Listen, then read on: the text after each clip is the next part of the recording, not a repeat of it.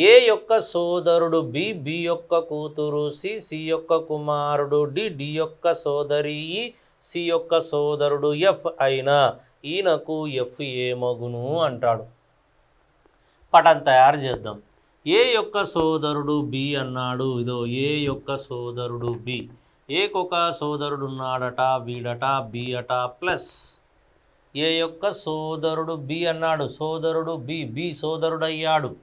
B యొక్క కూతురు C, బికి ఒక కూతురు ఉందట, ఈవిడట సి.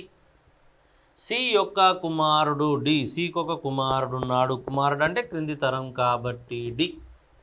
డి యొక్క సోదరి డికి ఒక సోదరుందట, ఈవిడట ఈ మైనస్.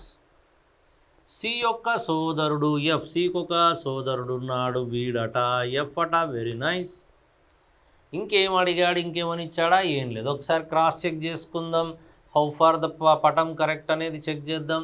ఏ యొక్క సోదరుడు బి అవును, బి యొక్క కూతురు సి అవును, సి యొక్క కుమారుడు డి అవును, డి యొక్క సోదరి ఈ అవును, అలాగే సి యొక్క సోదరుడు ఎఫ్ పర్ఫెక్ట్ అయినా ఈయనకు ఎఫ్ ఏమగును, ఈ కట ఎఫ్ ఏమవుతారు, ఈయనకు ఎఫ్ ఏమవుతారు, ఈ కట ఎఫ్ ఏమవుతారు.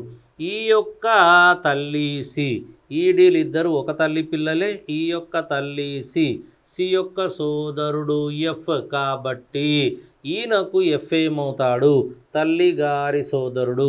తల్లిగారి సోదరుని ఏమని పిలవాలి, మేనమామ, మెటర్నల్ అంకుల్ అంటాం కాబట్టి మేనమామ.